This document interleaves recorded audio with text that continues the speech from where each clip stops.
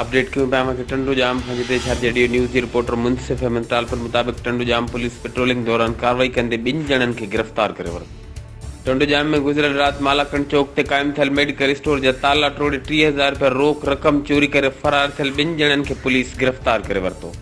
Medical store मालिक मोहम्मद रफ़ीक राजपूत टंडो जाम थाणे ते चोरी बाबति रिपोर्ट दर्ज कराई ऐं पुलिस सीसीटीवी फुटेज जी मदद सां सुञाणप करे 2 ॼणनि रसूल बख्श पसियो ऐं दिलावर पसियो खे मटियारी लिंक रोड वटां गिरफ़्तार करे केस दाख़िल करे छॾियो।